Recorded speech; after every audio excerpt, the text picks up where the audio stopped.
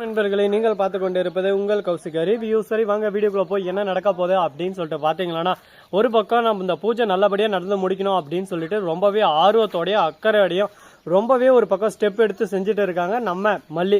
அதை பார்க்கும்போது நமக்கே ஒரு பக்கம் வாவ் நல்ல ஒரு விஷயம்டா, இந்த விஷயத்தை பார்க்கும்போது நமக்கே ஒரு பக்கம் ரொம்ப சந்தோஷமா இருக்கு அப்படின்ற மாதிரி தான் ஒரு பக்கம் தோணுது. சரி அந்த மாதிரி எல்லாம் ஒரு பக்கம் போயிட்டு இருந்தாலும் அதே சமயத்துல மல்லி செஞ்சுன்னு இருக்கிறத பார்த்துட்டு அந்த இடத்துல ஆக்ரோஷத்தோட உச்சிக்கு போறாரு நம்ம குணா சந்தோஷம் தானே படுவாரு, அவர் இடம் கோவப்பட போறாரு அப்படின்னு சொல்லிட்டு பாத்தியா. குணாவுக்கு இதுக்கும் எந்த ஒரு சம்மந்தம் இல்லை. ஆனா இருந்தாலும் குணா எதுக்காக கோவப்படுறாருன்னா, இந்த ரேணுகா இருக்கால அவரோட பேச்சை கேட்டு கேவலமான ஒரு வேலையில ஈடுபட ஆரம்பிச்சிட்டாரு. ரேணுகா இருந்துட்டு உன்னோட மனைவியும் இருக்கா, உன்னோட மனைவி இந்த பூஜையெல்லாம் எடுத்து செய்யலாம்ல, ரெண்டு பேரும் பார்ட்னர்ஷிப்பில் தானே பண்றீங்க, அது என்ன மல்லிக்கு மட்டும் முதல் உரிமை, மல்லியோட மனைவின கொம்பா பெரிய கொம்பா அப்படி இப்படின்னு சொல்லிட்டு ஒரு பக்கம் உஸ்பேத்தி விட்டுறாங்க. இதனால கடுப்பாயே வெறுப்பாயே என்னடா இந்த மாதிரியாவது ஒரு பக்கம் பேசுறாங்களே அப்படின்னா இவங்க கேட்கறது எல்லாமே ஒரு பக்கம் உண்மையாட்டம் தானே இருக்கு. அப்ப இவன் சொல்ற மாதிரி நம்ம மனைவியும் நம்ம முன்னுரிமை கொடுக்கணும்ல. உடனே நம்ம குணாவோட மனைவி இருந்துன்னு பாத்தீங்களா, அவங்க மனைவிக்கு அவங்க கரெக்டா இருக்காங்க, நீ எனக்குன்னு என்ன பண்ணீங்க, அந்த ராஜேஸ்வரி மேடம் சொன்னதுல என்ன தப்பு இருக்கு, அவங்க சொன்னது கரெக்டு தான், நீங்க உங்களுக்கு என் மேல பாசமே இல்லை, கொஞ்சம் கூட அக்கறையே இல்லை அப்படி இப்படின்னு சொல்லிட்டு வாய்க்கு வந்தபடி பேச ஆரம்பிச்சுறாங்க. உடனே அந்த இடத்துல என்ன பேசுறது ஏது பேசுறதுன்னு சொல்லிட்டு தெரியாம என்னடா இது சோதனை, இந்த பக்கம் போனாலும் ஜோனு மலை, இந்த பக்கம் போனாலும் ஜோனு மலை, எந்த பக்கம் போனாலும் பிரச்சனை மட்டும் நமக்கு தான் வந்துகிட்டு இருக்கு, இதுல இருந்து நம்ம தப்பிக்கவே முடியாதா அப்படின்னு சொல்லிட்டு வேதனையில கூடி குறுகி நின்றுட்டு இருக்காங்க.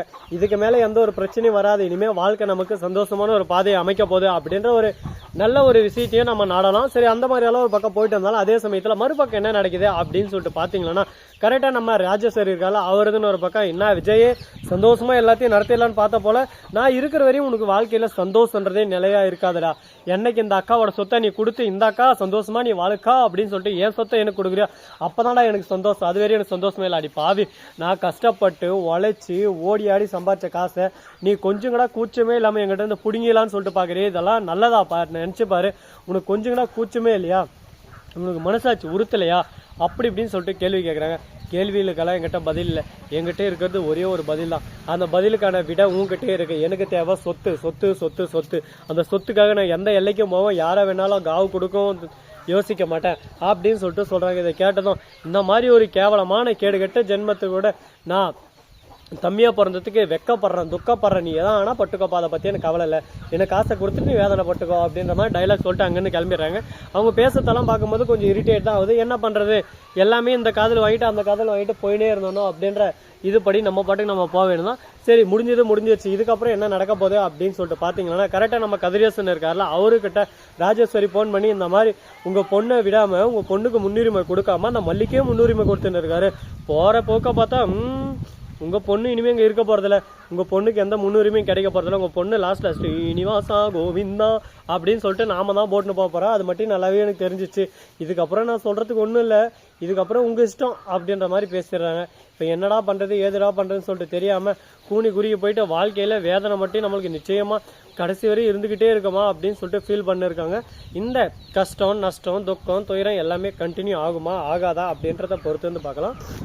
இந்த மாதிரியெல்லாம் ஒரு பக்கம் போயின்னு இருக்க, மறுபக்கம் என்ன நடக்குது அப்படின்னு சொல்லிட்டு பாத்தீங்கன்னா, கரெக்டா நம்ம சுடரி இருக்காங்களா, அதாவது ரேணுகாவா நடிச்சுன்னு இருக்க சுடரி, அவர் தான் ரகு கிட்ட பேச, ரகு இருந்து என்னப்பா அப்படிப்பா இப்படிப்பா அப்படிப்பா அப்படின்னு சொல்லிட்டு பேசிட்டு இருக்காங்க.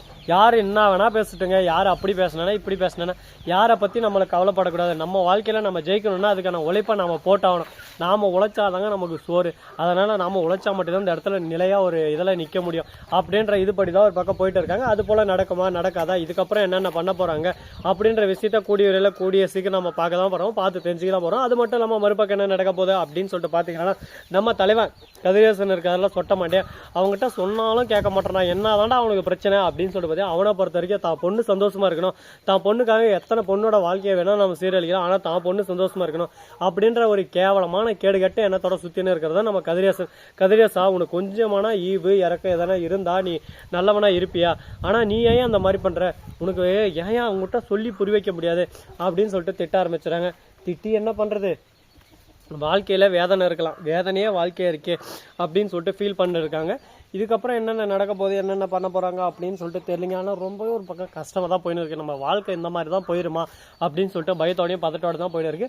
சரி, முடிஞ்சதெல்லாம் முடிஞ்சிருச்சு. இதுக்கப்புறம் என்ன இதை பற்றி பார்க்க போகிறோம், என்ன நடக்க போகுது அப்படின்னு சொல்லிட்டு பார்த்தீங்கன்னா, கரெக்டாக நம்ம விஜய் இருக்கார்ல, அவர் என்ன பண்ணுறாரு அப்படின்னு சொல்லிட்டு பார்த்தீங்கன்னா, மல்லிக்கு தான் முதல் உரிமை. எல்லாத்துலேயும் நான் மல்லிக்கு தான் முதல் உரிமை குடிப்பேன். மல்லி கரெக்டான சமயத்தில் கரெக்டான தருணத்தில் என்னோட பொண்ணோட வாழ்க்கைக்குள்ளே வந்து என் வாழ்க்கையை ஒரு பக்கம் சேவ் பண்ணி என் பொண்ணை என் கூட இருக்க வச்சுவேன். அவளுக்கு தான் முன்னுரிமை, வேறு யாருக்கு அதில் முன்னுரிமை அப்படின்னு சொல்லிட்டு பேசிட்டு இருக்காங்க. அதை கேட்கும்போது சரி ஓகே, இவங்க சொல்கிறது கரெக்டான வாஸ்தவமான பேச்சு தான், அதனால் இவங்களுக்கு நான் முன்னுரிமை கொடுத்து தான் ஆகணும் அப்படின்னு சொல்லிட்டு திங்க் பண்ணியிருக்காங்க. அது போல் நடக்குமா நடக்காதா, என்னென்ன பண்ண போகிறாங்க, ஏது பண்ண போகிறாங்க அப்படின்றத கூடிய விரைவில் கூடிய சீக்கிரம் நம்ம கண் கூட பார்த்து தெரிஞ்சுக்க தான் போகிறோம். சரி, முடிஞ்சதெல்லாம் முடிஞ்சிருச்சுங்க. இதுக்கு மேலே பேசி ஒன்றும் நடக்க போகிறதில்ல. இதுக்கப்புறம் என்ன நடக்கணும், ஏது நடக்கணும் அப்படின்னு சொல்லிட்டு ஆண்டவன் ஒரு பக்கம் வழி விட்டாப்புல, அந்த ஆண்டவனோட அருளோடையும் அந்த ஆண்டவனோட வழியோடையும் நம்ம கரெக்டாக போனோம்னா நம்ம வாழ்க்கையில் வெற்றி கண்டிப்பாக கிடைக்கும். பார்ப்போம் இன்னும் என்னென்ன இன்ட்ரெஸ்டிங்கான விஷயம்லாம் நடக்க போகுதுன்னு சொல்லிட்டு. ஸோ நண்பர்களே, இது மட்டும் இல்லாமல் மறுபக்கம் என்ன நடக்க போதோ அப்படின்னு சொல்லிட்டு பார்த்தீங்கன்னா, இந்த வீடியோ பிடிச்சிருந்தா லைக் பண்ணுங்கள், கமெண்ட் பண்ணுங்கள், ஷேர் பண்ணுங்கள்.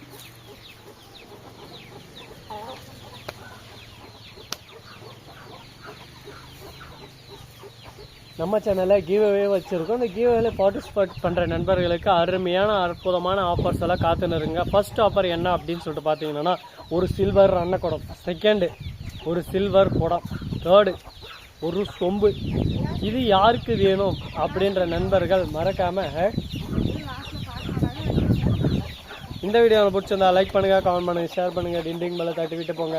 அப்போ தான் நான் போகிற அடுத்த வீடியோ உடனுக்குடன் வரும். மிக்க நன்றி. தேங்க்ஸ் ஃபார் வாட்சிங். Tata, see you. நன்றி, வணக்கம், வந்தனம், வருக தருக.